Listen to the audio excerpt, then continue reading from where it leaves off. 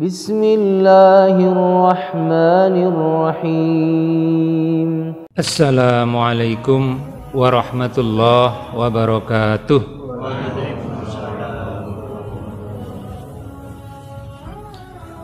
Alhamdulillahi rabbil alamin, alladzi khalaqal mauta wal hayata liyabluwakum ayyukum ahsanu amala.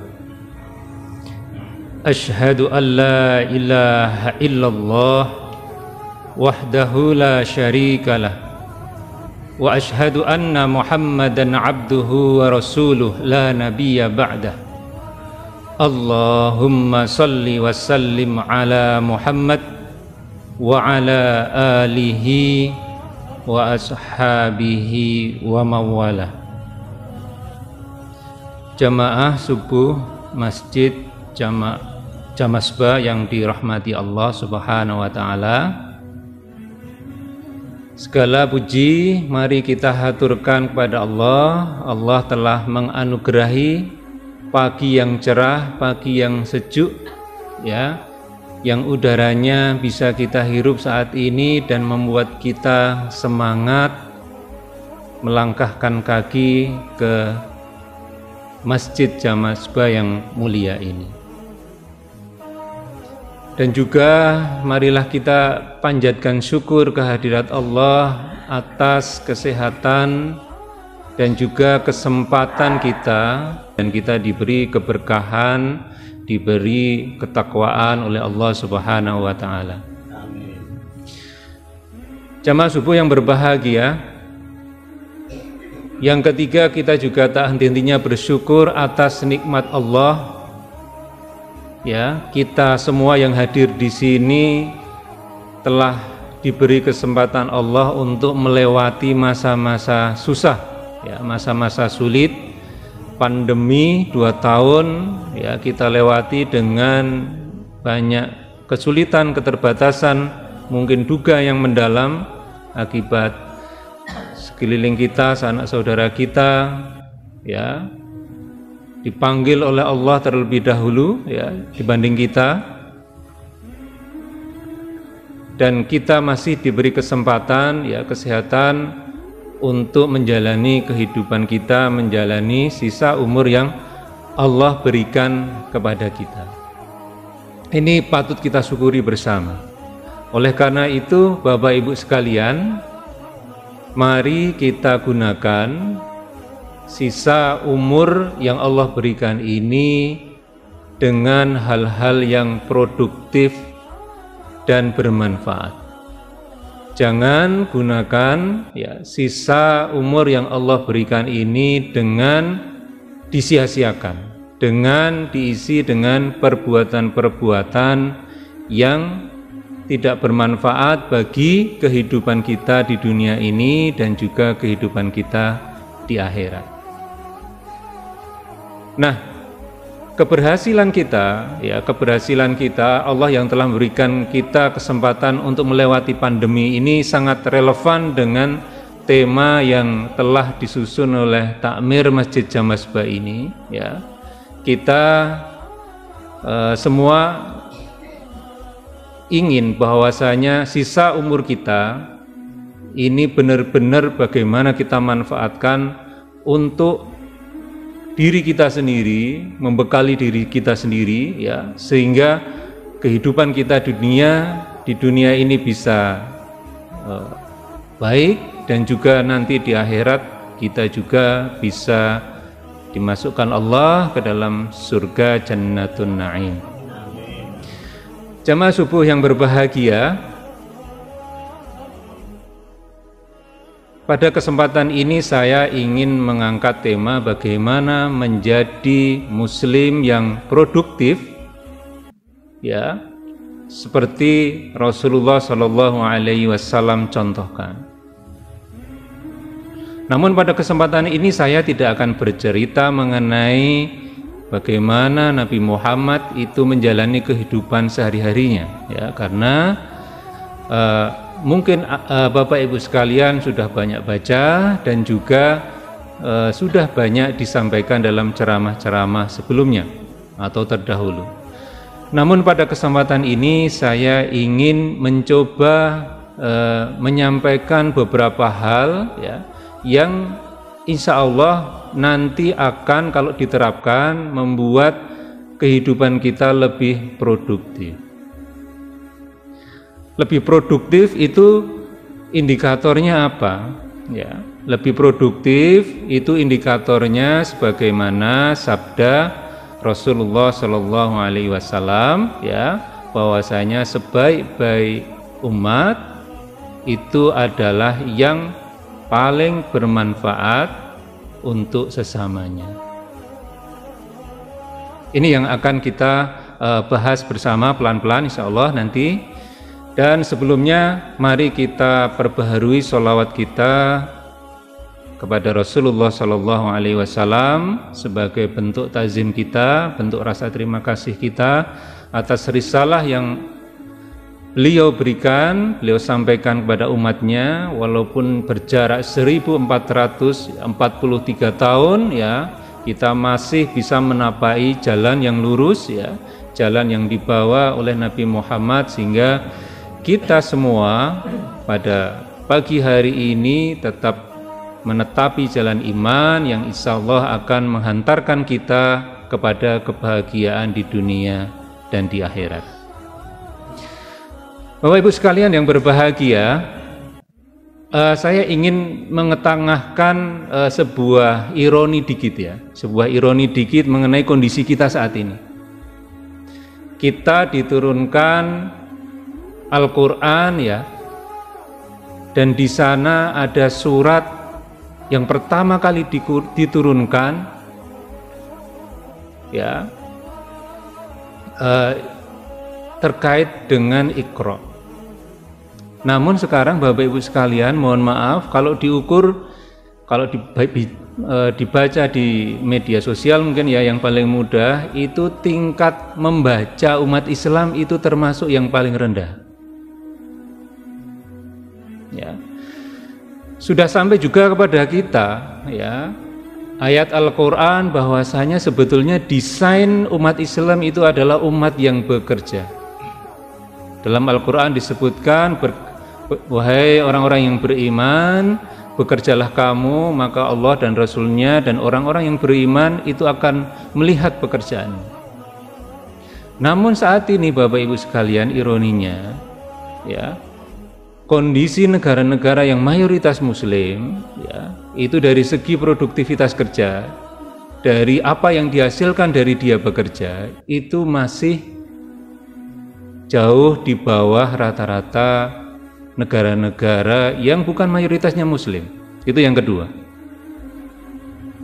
Kemudian yang ketiga, Bapak Ibu sekalian, telah sampai kepada kita ayat untuk mentafakuri alam semesta ini, untuk berpikir mengenai alam semesta, bintang-bintang, kemudian burung, kemudian gunung dan lain sebagainya. Namun saat ini Bapak Ibu sekalian, ya, kita ini masih sedikit ya ilmuwan-ilmuwan putra-putra Islam itu yang mendapat rekognisi ataupun penghargaan ya, yang prestius, yang diakui dunia dari segi keilmuan. Inilah beberapa ironi yang saya sampaikan di awal. Semoga ini bisa menjadi pemicu kita semua untuk merubah perilaku kita menjadi lebih produktif. Mungkin ada sebagian kita yang berpendapat ya, itu kan urusan dunia. Yang penting agama ini bagaimana kita beribadah kemudian nanti masuk surga, seperti itu. Pertanyaannya kemudian adalah, apakah benar api agama ini, semangat agama ini demikian? Bagaimana dengan leluhur-leluhur kita yang berhasil memajukan kejayaan dunia ya, mendominasi dunia selama 900 tahun, 9 abad, di mana bangsa muslim itu benar-benar dihormati karena intelektualitasnya, karena kerja kerasnya ya, karena kemampuan membacanya yang tinggi sehingga ilmu pengetahuan bisa berkembang dengan pesat. Bagaimana dengan 9 abad yang lalu tersebut? Nah, oleh karena itu Bapak Ibu sekalian, pada kesempatan ini saya mengangkat tema Muslim yang produktif ini, mencoba mendorong kita semua, mencoba merefleksikan diri kita untuk apakah benar perilaku produktif kita ini memang sudah sesuai dengan apa yang menjadi api, menjadi semangat di dalam agama Islam ini. Bapak Ibu sekalian, ada 4 hal yang ingin saya sampaikan ya, supaya kita bisa menjadi muslim yang produktif. Ya. 4 aspek tersebut, 4 hal tersebut, yang pertama adalah bagaimana kita memperkuat dimensi spiritualitas kita, dimensi keagamaan kita. Karena bagi bangsa muslim, bagi umat Islam, sumber energi yang nggak pernah habis adalah dimensi spiritualitas kita. Sejarah Indonesia sudah membuktikan bahwasanya kita semua bisa memetik kemerdekaan ini karena energi spiritualitas kita, gelora semangat jihad kita untuk memerdekakan bangsa kita. Kemudian yang kedua, Bapak Ibu sekalian, aspek yang perlu kita perhatikan supaya kita menjadi muslim yang produktif adalah aspek fisik atau jasmani. Ya, kita pahami bersama Bapak Ibu sekalian, secara sederhana saja, kalau kita umroh, tindak haji gitu ya, ketika masih muda dan sudah sepuh itu akan sangat berbeda.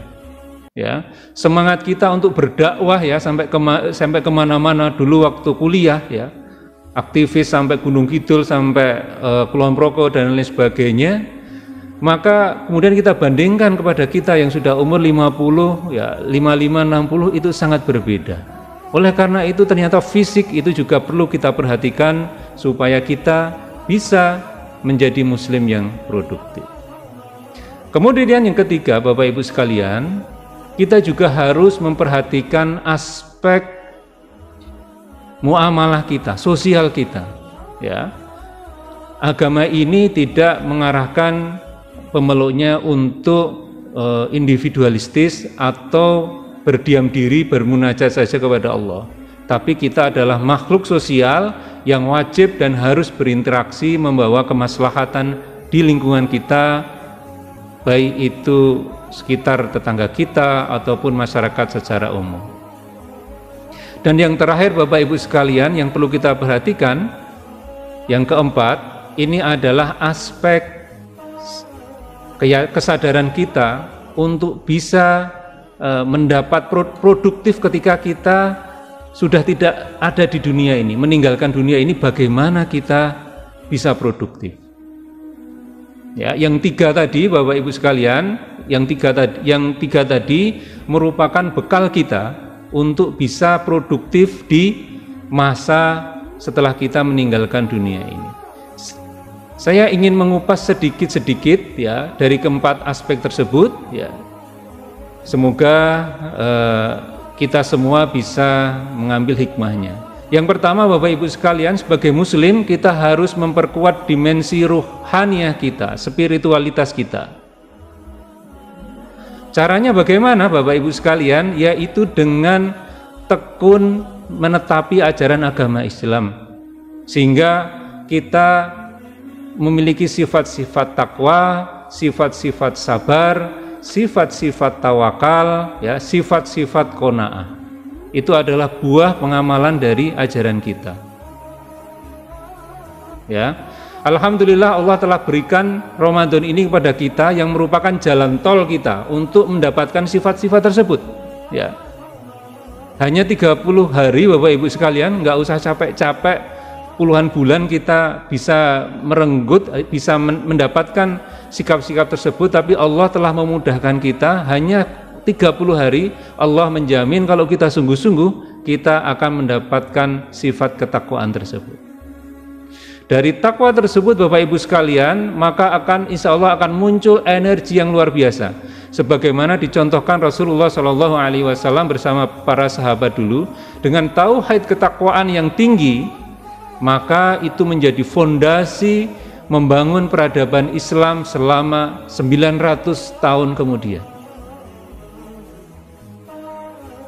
alhamdulillah kita diberi kesempatan Allah ya untuk mendidik jiwa kita mendapatkan takwa ya, sifat takwa ini, dan insya Allah kalau benar-benar ya kita akan berinvestasi untuk membangun kemajuan Islam di masa yang akan datang.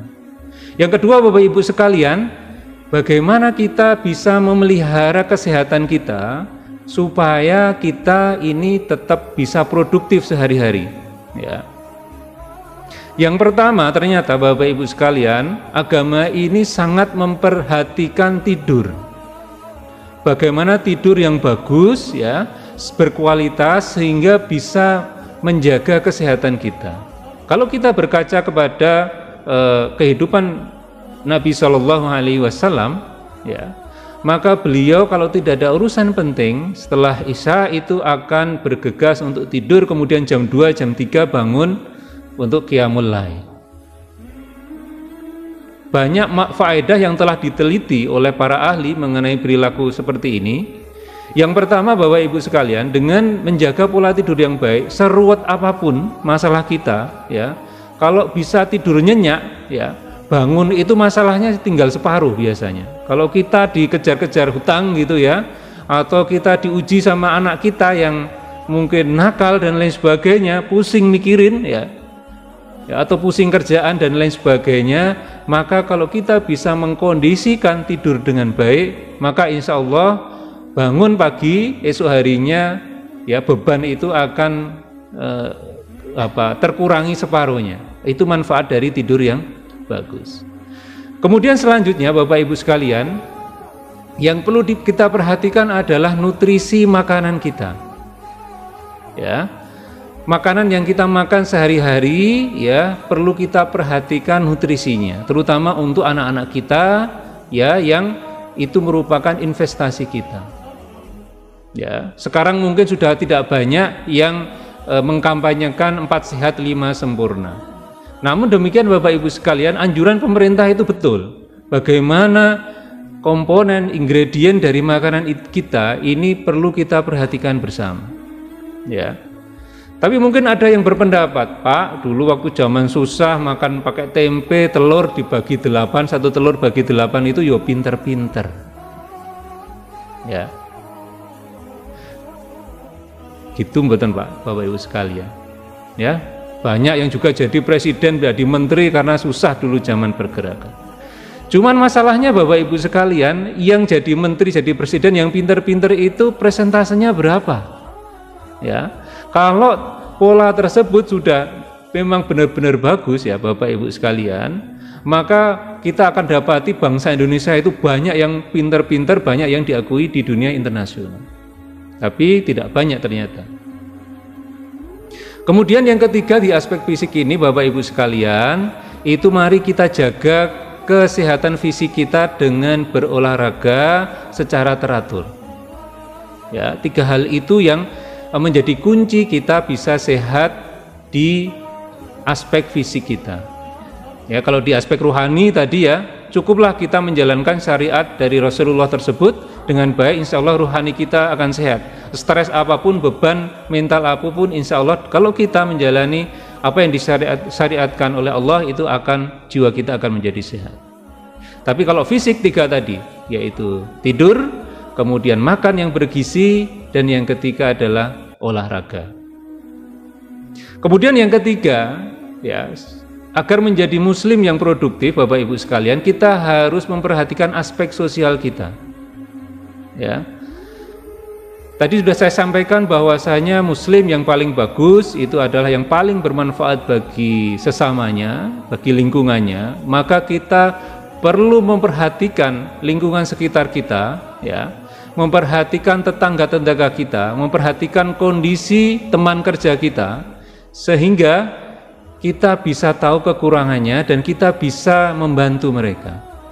Ya, membantu mereka itu sangat bermanfaat bagi yang dibantu ya, terutama karena mereka akan dapat mengatasi kesulitan mereka. Tapi yang lebih penting lagi ternyata ya, memberi itu merupakan makanan bagi jiwa. Ya, bagaimana anjuran agama kita untuk memberi ya, ketika sedih memberi, kesulitan memberi, itu sebetulnya melegakan hati sehingga jiwa kita bisa menjadi lebih sehat lagi.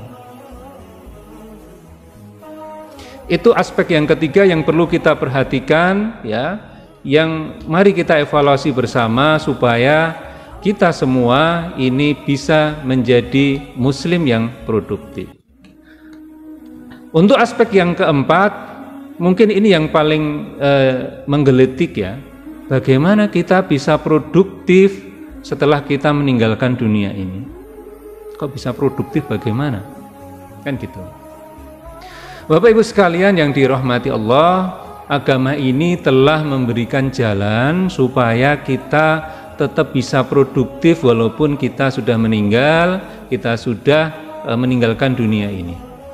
Yang pertama yang bisa kita lakukan itu berpegang pada hadis bahwasanya akan putus semua amalan anak Adam kecuali 3 hal.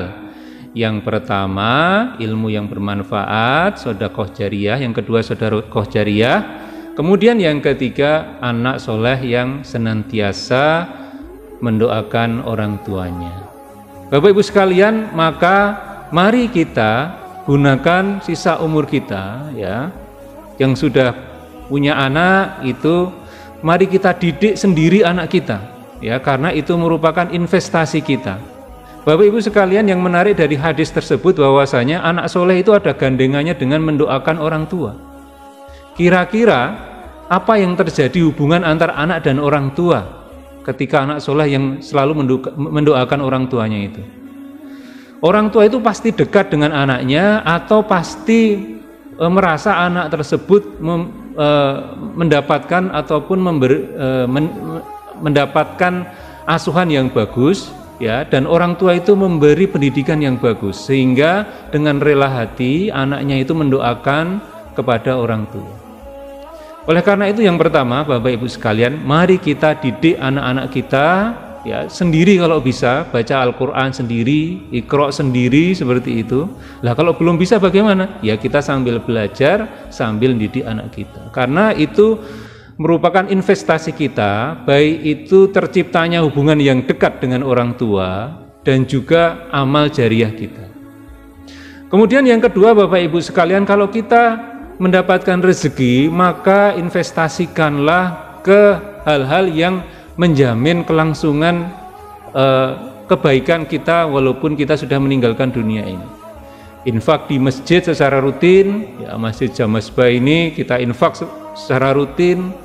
Kalau sudah rutin di Jamasbah ini, maka turut serta pembangunan, ya, SD, apa yang kurang di SD ini bisa kita bantu.